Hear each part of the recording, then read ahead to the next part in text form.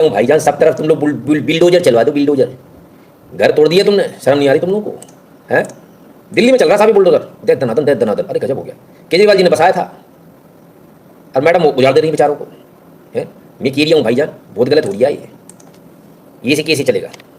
कहाँ की तो डीडीए की जगह, डीडीए ने एनक्रोचमेंट, इलीगल एनक्रोचमेंट ड्राइव चलाया था और तैमूर नगर इलाके में, तैमूर नगर को साफ कर दिया। ठीक है, अच्छा दिख नहीं रहा होगा, साफ करा हुआ भी दिखा दे भाई, लोगों को तसल्ली होनी चाहिए। ले आओ, मैं कह रही हूँ भाईजान, ऐसा लग रहा है जैसे मिसाइल आके गिर गई भाईजान, पक्के मकान बना लिए भाईजान सरकारी जगह पे। वाह क्या बात है, जब मैं ऐसा देखता हूँ मुझे बड़ी बड़ी खुशी होती है कसम से, है ना, क्योंकि मैं कानून से चलने वाला आदमी हूँ। अगर मेरे को देखता कोई दूसरा कानून से नहीं चल रहा तो मेरे पेट में बहुत दर्द होता है। मत लो ऐसी जगह, फंस जाओगे आप लोग, आज नहीं तो कल टूटेगा।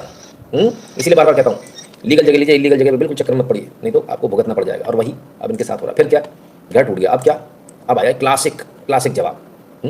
सुनेंगे, सुनाओ आप लोगों को, चलो आ जाओ सुनो। क्या करने का था आगे? करने का कुछ नहीं, मेरा भाई आगे रहता काम चलता रहा, मैं काम में लगा, सीधा फोन छीनेगा ना, किसी को इसमें बेचेंगे, इलीगल काम करेंगे और क्या करेंगे? भाई करेंगे इलीगल काम, आप मर मारेंगे। पढ़ाई कर रहे हो, ग्रेजुएशन कर रहे हो तो कुछ होगा ना, सपना कि आगे बनना है। सपना मेरा भाई कर तो रहे, बिजनेसमैन बनने की कोशिश तो करी है। पापा फार्मर है, उन्होंने करी, फसल करी है, लेकिन जब तुमने वहाँ से सबको हटाई दिया, वो फसल का क्या, सब्जियां महंगी होंगी दिल्ली में, आगे तुम पेड़ वाले लाके हटाई दोगे तो पोल्यूशन बढ़ेगा। लेकिन मानते थोड़ी लोग, हम क्या भाई के साथ मिलकर मर्डर मारेंगे का? तो भाई मर्डर करते हैं क्या? और खाने के लिए, पेट भरने के लिए क्या करना पड़ेगा? मैं बेचूं, मैं गांजा बेचूं, पेट भरने के लिए खुद करना पड़ेगा भाई। बच्चे तो पालेंगे, आप ही बताइए, बच्चे बच्चे हैं, हम पानी पीकर भूखे दूर। इतने छोटे छोटे से बच्चे, इनके भी बच्चे हैं, पढ़ रहे हैं इनके बच्चे, शाबाश। अभी अभी अभी लेता हूँ हिंदुओं की खबर। बच्चे कितना दिन रहे, कितना घंटा रह सकता है? क्या क्या बात है, बात इतने इतने से बच्चे और इनके बच्चे, और अपने अपने जो माँ बाप हैं जो बुढ़े ठुड्डे लड़का जरा सेटल हो जाए भाई साहब, हराम खोर है हमसे, एक आदमी को खिलाते नहीं बनेगा हमसे, हम भैंसे हो गए खा खा के, हमारे बाप ने हमें खिलाया लेकिन हम एक बहू को नहीं खिला पाएंगे। नहीं शर्म आ रही है? ओ गाली पड़ी, बुरा लगा, हाँ नहीं ठीक है। तो ये स्थिति सर इतना फर्क है। हाँ तो क्या करें कि हम जो है मर्डर मारेंगे, एनकाउंटर करो उनका उठा के खटाक से। देखिए प्रोबेबिलिटी जब लगे ना कि ये कल खतरनाक हो सकता है, तो उसी समय एनकाउंटर हो जाना चाहिए। और नहीं तो कोई बात नहीं, हम बता देते मर्डर मारोगे तो बेटा कल एनकाउंटर भी होगा। ठीक है, मर्डर मारेंगे, चरस बेचेंगे, स्मैक बेचेंगे, और उसमें वो क्या बहाना क्या कि घर टूट गया। अरे भाई कौम का फर्क है, बिना घर टूटे भी खेल हो रहा है यहाँ, सब कुछ इसके बावजूद हो रहा है। जाकिर खान है, स्विगी डिलीवरी बॉय थे, 50 और 100 रुपए के फर्जी नोट इन्होंने छाप लिए, जेरा इनका प्रिंटर। ठीक है, भोपाल में 40,000 रुपए के काउंटरफिट नोट आए, तब लोगों को पता चला कि भैया ये नकली नोट कहाँ से आ रहा है। पकड़ा गया इनको, तब जाके पकड़ में आया और उनके पास से नकली नोट भी पकड़े गए। ठीक है ना, नकली नोट जेब में से पकड़े गए, नकली नोट पकड़े गए, जहाँ इन्होंने चलाया वहाँ भी लोगों ने गवाही दी कि हाँ भैया इन्होंने पकड़े। शाबाश, चलिए नियत ऐसे कोई क्या करेगा, आइए और आगे देख लें, नियत की बात है। सर हमारा बहुत आसान काम है, कस्टमर ने हमें इंस्टॉलेशन के लिए बुलाया था, हमने इंस्टॉलेशन तो कर दिया और इंस्टॉलेशन के साथ उसकी गैस उड़ा दी और बोल दिया कि भाई गैस चलेगी। और भाई कस्टमर से 5,000 रुपये लेने, बस पैसा होगा। गैस उड़ा दी, 5,000 रुपये लेने, पैसा ही पैसा होगा। आइए भाई एसी में गैस डालने आए थे हम, कस्टमर की मोटर भी खराब बता के मोटर के भी पैसे ले लिए और छोड़ हो गया आज का। ठीक है भाई, छोड़ हो गया, क्या खाने चलो बताओ भाई, चलेंगे चिकन तंदूरी खाने। ओके क्या बात है, ये सही है एकदम बढ़िया, सब सही चल रहा है। आनंद आ रहा है कि नहीं आ रहा है? ऐसे ही लुटा जाता आप लोगों को, ऐसे लुटना आपको पसंद है क्योंकि आप घर में तो हो नहीं, सामने वाले ने फोन लगा दिया भाई साहब उसमें तो ये भी दिक्कत है, वो भी दिक्कत है, फलाना भी दिक्कत है, ठिकाना भी दिक्कत है, और ये सच्चाई है। मैंने एक एसी वाले को बुलाया, मैंने कहा यार जरा देखो, आया उसने देखा, बोले भाई साहब ये तो ऐसा है वैसा है, इसमें फलाना है ठिकाना है। अच्छा तो मैंने कहा क्या? बोले देखो 7,000 रुपये की ओरिजिनल आएगी इसकी प्लेट, और अगर आप ओरिजिनल नहीं मार्केट से अगर अपन ले लेंगे तो खुली आएगी, वो क्या बोलते हैं इन्वर्टर प्लेट कुछ बोलते हैं एसी का, तो बोले वो 3,500 की आएगी। यार तो बड़ा गड़बड़ मामला है। चलो हमने कहा देखते हैं, एक और बुला लिया, तो सीधा सा लड़का था, आया उसने खोल के देखा, बोले भाई साहब देखते हैं इसमें एक ये ऐसी फुकी दिख रही है, अगर बदल गई इससे सही हो गया तो फिर हो जाएगा। 350 रुपये में आया वो, उसने खोला लेकर गया और लगा कर गया 350 रुपये में।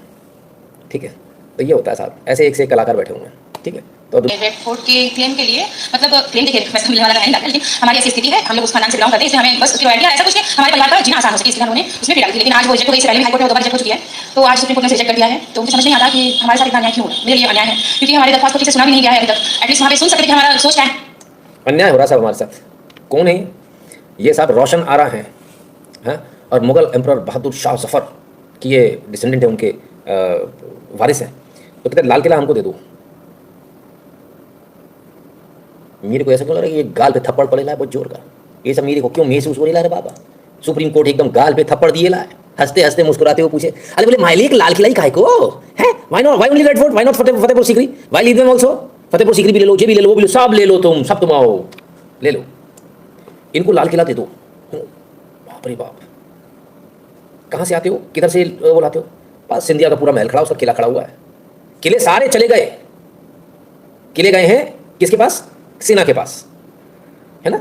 मैं समझता हूं कि शायद अगर किलों में कोई किला बचा है जो थोड़ा बहुत है ना, जो किला बच पाया, वो शायद ग्वालियर का ही बचा होगा, सिंधिया का, क्योंकि उन्होंने बहुत समझदारी के साथ उन्होंने सिंधिया स्कूल ऊपर खोल दिया और एक दाताबंदी छोड़ गुरुद्वारा ऊपर खोल दिया। तो गुरुद्वारा जो है वो सिखों को दे दिया उन्होंने, बोले कि ये जगह आपकी, हालांकि वो उनका नहीं, आर्कियोलॉजिकल सर्वे का ही है ना। और दूसरा जो है स्कूल के नाम पर उस जगह को जो है अपने पास उन्होंने रख लिया, बट स्टिल टेक्निकली वो उनके पास नहीं रहेगा हमेशा, है ना। क्लियर है, कमाल है। किला मांगने चले गए, किला भाई कहीं नहीं, समझो बात को। चलिए आगे चलें।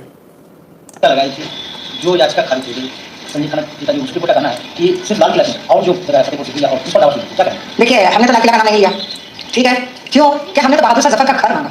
हम उसको ये नहीं पता वो लाल किला है या फतेहपुर सीकरी है या जफर महल है, ये तो उसको नहीं पता, मैंने तो घर मांगा। ये चीज़ तो सरकार जानती है। अब क्या करेंगे, सुप्रीम कोर्ट तो सर्वोच्च न्यायालय है, इससे पहले आप हमने तो लाल किला मांगा, चाहे फतेहपुर सीकरी, हमें तो घर दे दो।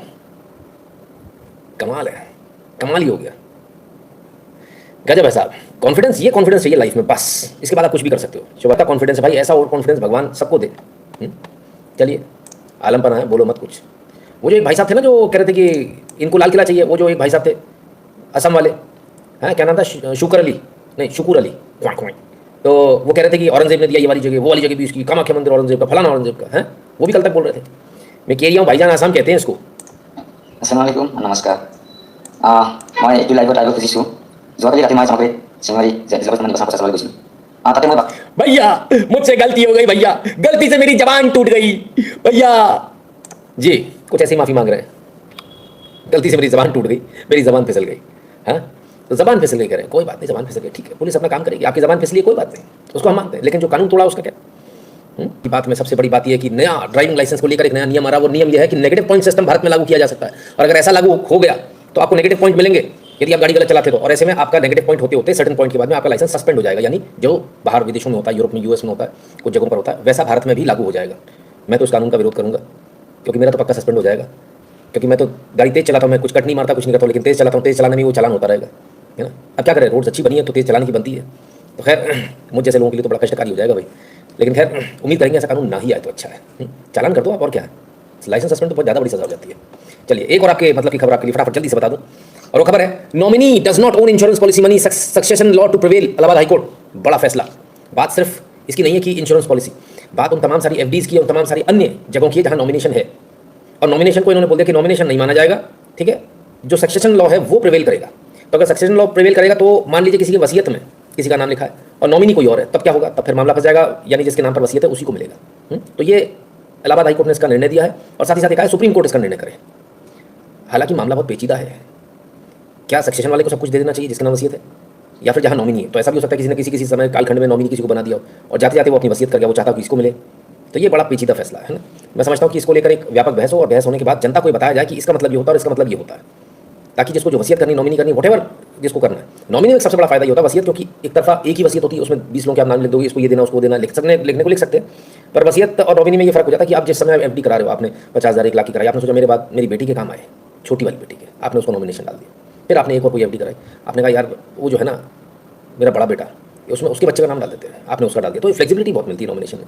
बट एनीवेज इसमें क्लैरिटी होना भी बहुत जरूरी है, ताकि झगड़े ना हो कम से कम। सबसे ज़्यादा दुख तब होता है जब झगड़े होते हैं।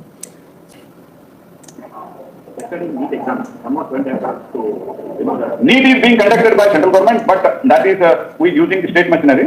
We have never said to either to remove the genuine or any of that symbol.